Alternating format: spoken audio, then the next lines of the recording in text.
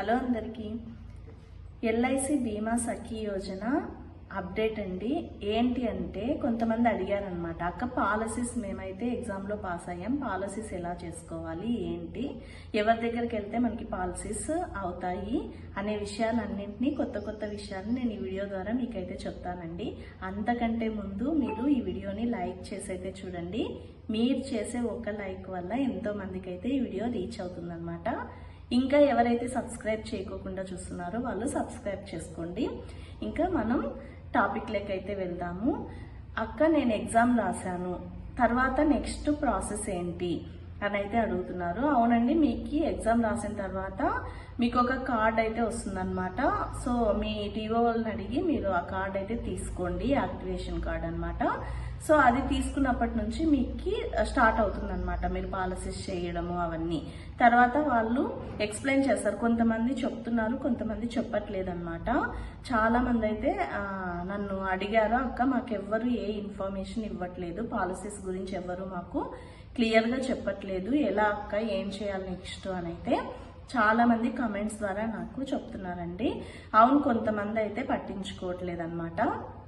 So వాళ్ళు మీ డివోల్ని అయితే వాళ్ళు బిజీగా ఉండి మీకు చెప్పుకుండకపోవచ్చేమో బహుశా, కానీ మీరు ఒకసారి కాల్ చేసి అడగండి ఏ స్కీమ్ చేసుకుంటే బెటరు అని. కొంతమంది డివోలు చాలా చక్కగా అయితే వివరిస్తున్నారనమాట. అంటే ఈ స్కీమ్ చేసుకోవడం వల్ల మీకు ఈ బెనిఫిట్ ఉంటుంది, తర్వాత చేసే వాళ్ళకు కూడా బెనిఫిట్స్ బాగుంటాయి అని అయితే క్లియర్గా మెన్షన్ చేస్తున్నారు.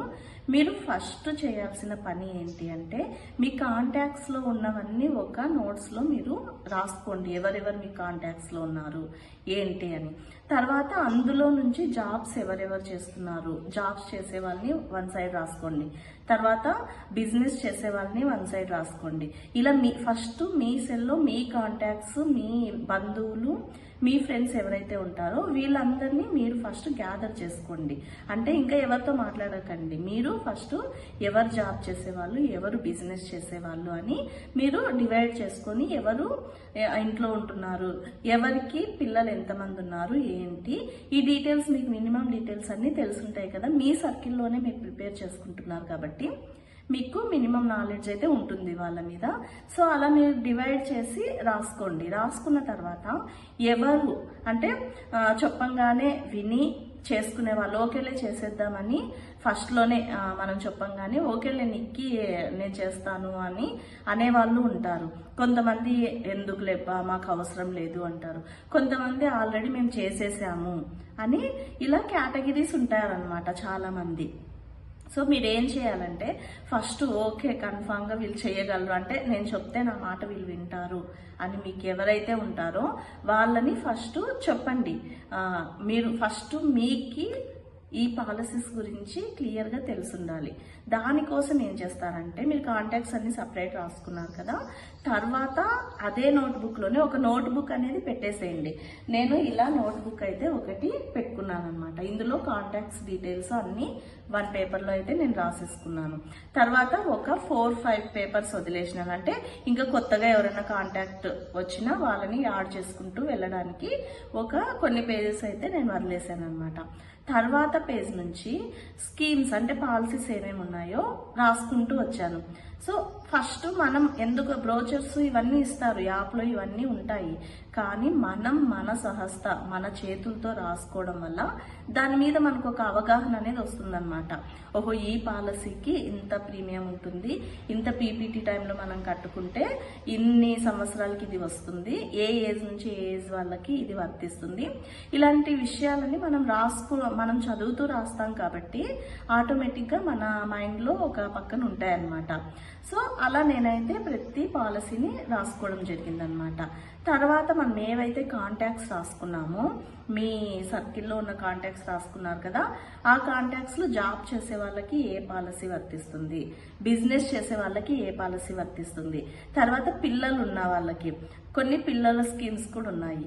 సో అలాంటివి వాళ్ళకి ఏవి వర్తిస్తాయి, తర్వాత చదువుకుంటున్న వాళ్ళకి ఏవి వర్తిస్తాయి అనేవన్నీ డివైడ్ చేసేసుకోవాలన్నమాట మన సర్కిల్లో ఉన్న వాళ్ళని.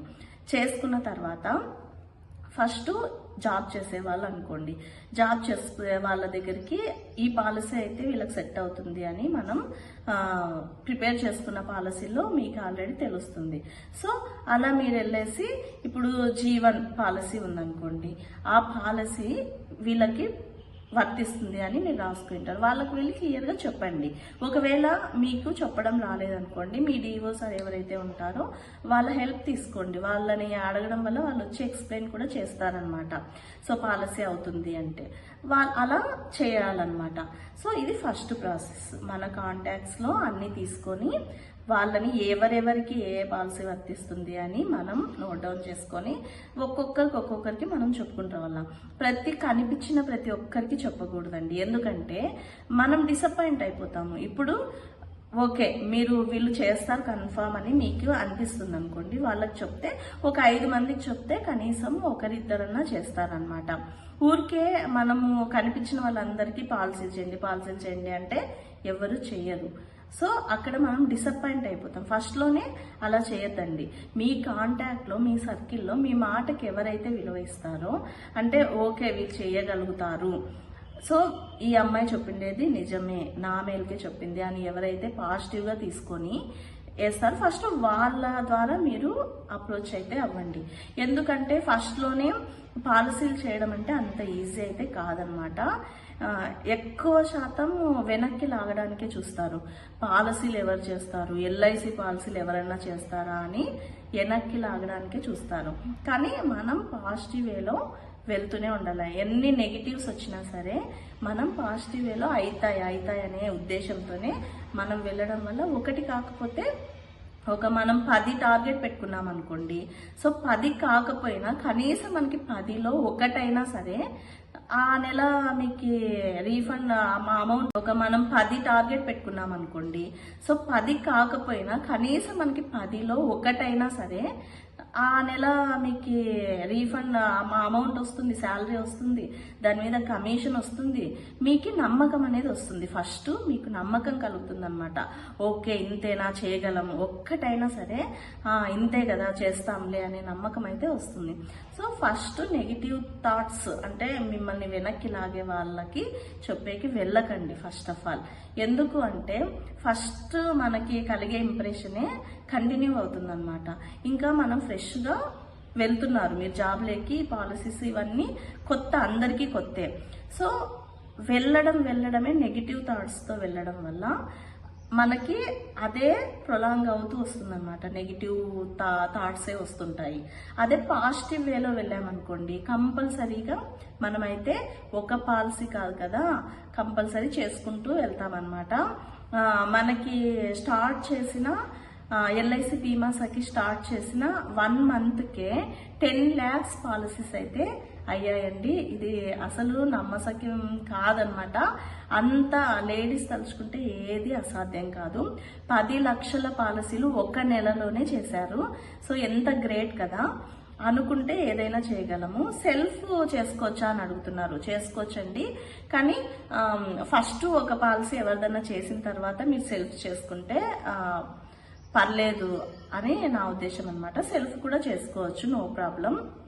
తర్వాత పదే రిపీట్ అయ్యే క్వశ్చన్స్ ఏమున్నాయంటే, అక్క ఎలా అప్లై చేసుకోవాలి, నెగిటివ్ మార్క్స్ ఉంటాయా, తర్వాత ఎన్ని పాస్ మార్క్స్, ఇవన్నీ రిపీట్గా అంటే కొత్త వాళ్ళు చూడడం వల్ల ఎవరైతే అప్లై చేసుకోలేదో వాళ్ళు అడుగుతున్నారనమాట.